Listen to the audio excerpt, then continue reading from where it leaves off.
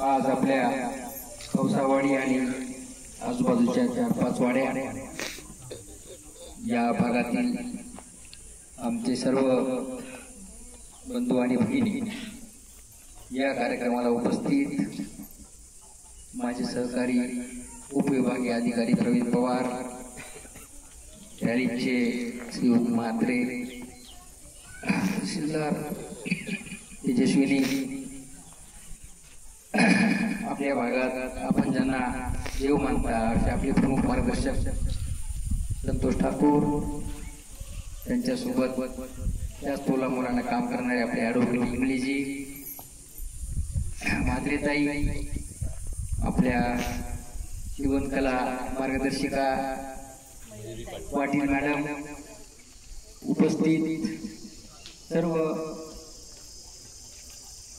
विभागाचे अधिकारी, ग्रामस्थ बंधू आणि भगिनींनो, पहिल्या प्रथम मी रॅली जिल्ह्याला धन्यवाद देतो की त्यांनी आज 12 मशीनचं आपल्या भगिनींना वाटप केलं आणि त्यांच्याच बरोबर मी धन्यवाद देतो पाटील मॅडमला, त्यांनी त्यांना आधीच प्रशिक्षित करून ठेवलंय. निश्चितपणानं त्यांना कायमस्वरूपी रोजगार, सेल्फ एम्प्लॉयमेंट मिळून जाईल आणि त्यांच्या आयुष्यामध्ये बदल होईल. या गोष्टीमुळे या गोष्टीचा मला खूप खूप आनंद आहे आणि आणखी पुढे मला वाटते जास्त लोकांना ते वाटप करणार आहेत असं त्यांचा मनोदय आहे. तसे त्यांचे बरेच मनोदय आहेत, फार चांगली गोष्ट आहे आणि खूप चांगलं काम करतात. आज संतोष ठाकूर यांनी त्या दिवशी मला विनंती केली की आपण यावं, म्हणून मी आलो आणि आल्यामुळे मला बऱ्याचशा गोष्टी समजल्या. ऑफिसमध्ये बसून ऐकून फारसं काही लक्षात येत नाही किंवा मी आता व्हिडिओ कॉन्फरन्स सुरू केलेली आपल्या आदिवासी बांधवांच्या सोबत बोलत असतो. आपल्या 2 आदिवासी वाड्यांना त्यांचे काय प्रश्न आहेत ते थोडक्यात समजून घेत असतो, ते मार्गाला लावायचा प्रयत्न करत असतो. आज प्लेनमधून येतानाच मला कळालं की रस्त्याची काय अवस्था आहे आणि आता हा जो आपण न्यूज पाहिली BBC मराठीची, त्यानंतर मला पूर्ण लक्षात आलं की मला भेट द्यायला गाडीमध्ये येण्यासाठी एवढं ते वळणं आहेत, दर्या आहेत, तळं आहेत, उतार आहेत, माती आहे, पावसामध्ये काय परिस्थिती असेल आणि येणाऱ्या पेशंटची, वयस्कर माणसाची, अवघडलेल्या आमच्या भगिनीची काय परिस्थिती असेल हे मी समजू शकतो. मी रस्त्याने येताना संबंधित कार्यक्रम अभियंत्यांना बोललो, त्यांनी मला सांगितलं की फॉरेस्टची अडचण आहे. 600 मीटर रस्ता फॉरेस्टचा मधून जातो, 2-2.5-3 किलोमीटरचा रस्ता आहे. मग त्यांना मी सांगितलं की फॉरेस्टचा सोडून बाकीचं चालू करा ना, काय अडचण आहे. आणि फॉरेस्ट ऑफिसरला बोलू, DFOला, की काय तुमची लागेल ती परवानगी द्या, कुठे काय तुम्हाला रिकमेंडेशन लागेल, काय लागेल माहिती सगळे आम्ही पुरवतो आणि ती तुम्ही दिली पाहिजे. मी परत सोमवारी जरा माझा शेड्यूल जास्तीचा आहे, मंगळवारी मी ह्या रस्त्याबद्दल पूर्ण अधिकाऱ्यांची बैठक घेणार आहे माझ्या स्तरावरती आणि त्याच्या मागे लागू. पहिल्यांदा ते काम खूप महत्वाचं आहे. एक रस्ता आहे हा खूप महत्वाचा आहे. त्यानंतर मला आजच सांगितलं की आपल्या इथे योगा रॅलीचीच कृपा झाली, त्यांनी खूप चांगली विहीर दिलेली, तिला शुद्ध असं चांगलं पाणी आहे आणि तिथे सोलार पण बसवलेलं आहे, त्याचं कनेक्शन दिले. मला वाटतं गावामध्ये पाणी आलंय, कमीत कमी पाण्याचं कनेक्शन दिल्यामुळे गावात पाणी आलं, ही एक महत्वाची सुविधा झालेली आहे. त्यामुळे सुरुवात का होईना आपली झालेली आहे. आपण आणखी पुन्हा प्रयत्न करणार आहोत. आणखी एक विहीर आपल्याला मंजूर आहे. परवा दिवशी शिव मॅडमला बोललो त्या दिवशी आपल्या विषयीमध्ये, त्या म्हणल्या मी लगेच मंजूर करते, दुसऱ्या विहिरीचे आपण काम चालू करून घेऊया. म्हणजे 2 चांगल्या मोठ्या विहिरी झाल्या तर त्या विहिरीचं पाणी आपल्याला शेतीला वापरता येईल आणि आपल्या गावामध्ये पुन्हा रॅलीचे मानावे तेवढे उपकार कमी आहेत.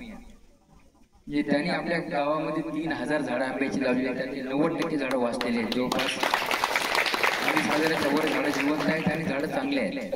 असं दिसतं की त्यांना जरा पाण्याची कमतरता आहे. म्हणून मी आता कृषी विभागाच्या अधिकाऱ्यांनी त्यांना सांगितले की ह्या सगळ्या शेतकऱ्यांना ड्रीपचं कसं उपलब्ध करून द्यायचं ते बघा. काही शासकीय स्तरावर अडचण आली तर आम्हाला सांगा, आम्ही CSR म्हणून कंपन्यांना बोलून आपण करून देऊ. हे लावलेले झाडं वाढलेत, आता त्यांना फळं आली पाहिजेत आणि हे फळं, ह्या फळाचे म्हणजे चव आमच्या ह्या बांधवांना टाकायला मिळाली पाहिजे, त्यांना त्यातून 2 पैसे मिळाले पाहिजे. तर ते आपल्याला करायची ती तुमची जबाबदारी आहे. मला तुम्ही काय काम केले 15 दिवसांचं पुन्हा सांगा त्याच्यात काय झाले ते. त्यानंतर रॅलीचं असं म्हणणं आहे की आणखी 3,000 आपल्याला लावून देणार. 3,000 आंबे लावू नका तुम्ही आता बांबू लावा.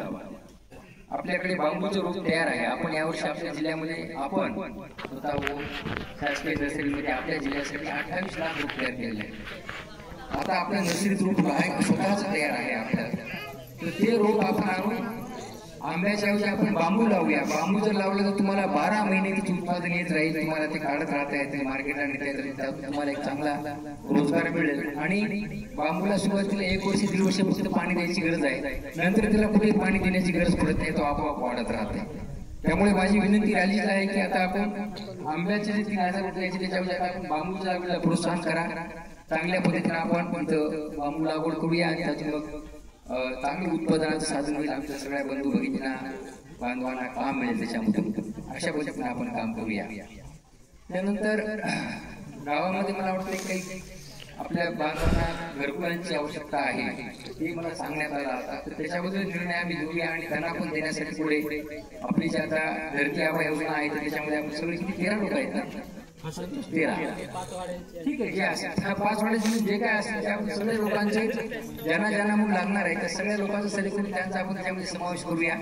आता धरती आबा योजना आपल्याला दिली तर त्या योजनेमध्ये जे लोक आहेत मग तिथे कातकरी असो, ठाकूर असो, कुठल्याही समाजाचे लोक असो त्यांना आपल्याला घरकुल देता येईल. आपण तिथे गॅपमध्ये घेऊ आणि त्याच्यामध्ये सुद्धा पाठपुरा करून आपण ते करायची कारवाई करूया.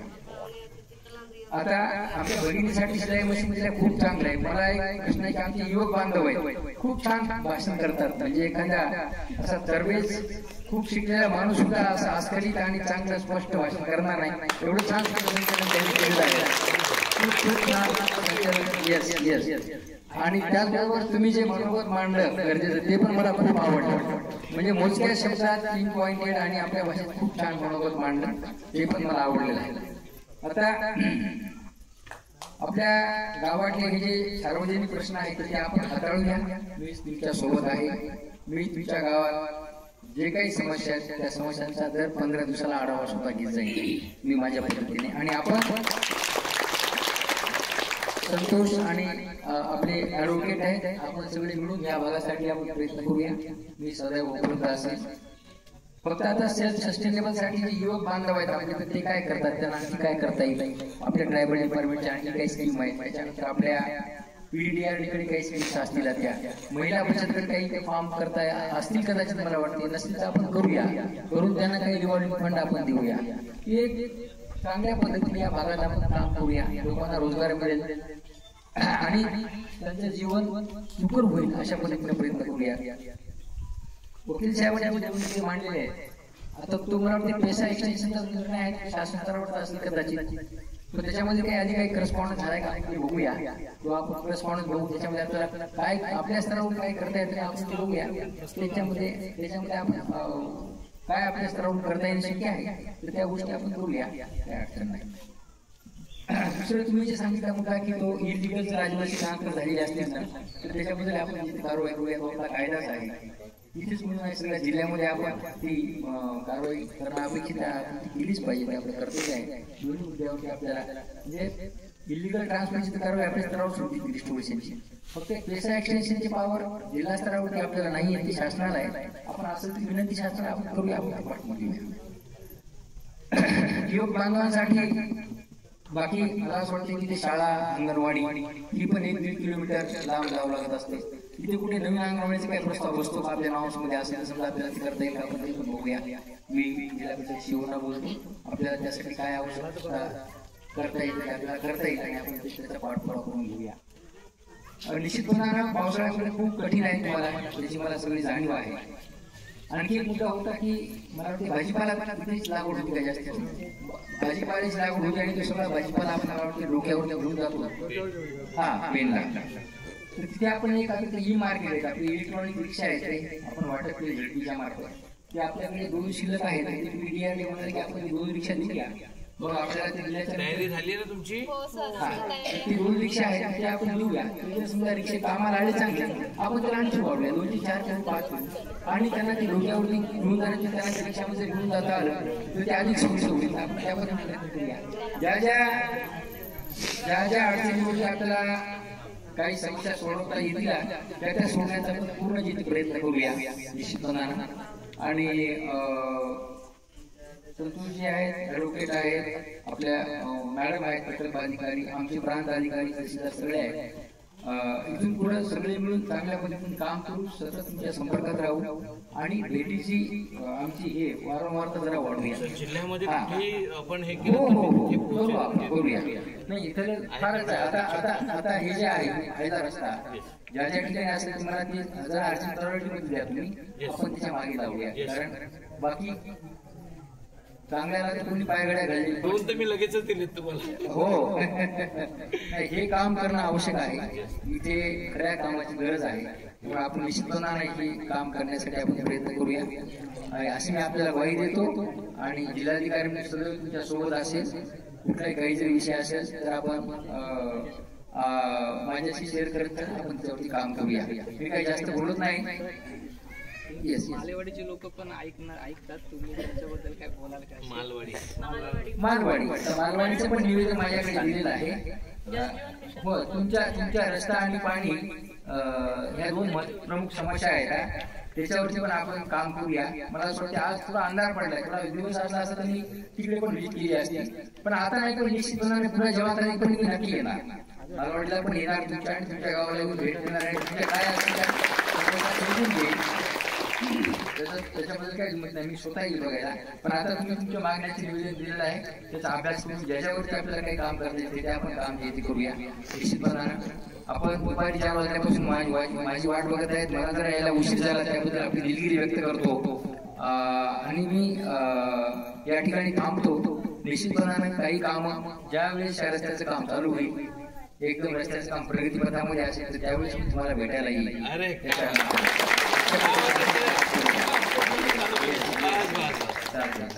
एवढं या ठिकाणी थांबतो. धन्यवाद. जय हिंद, जय महाराष्ट्र.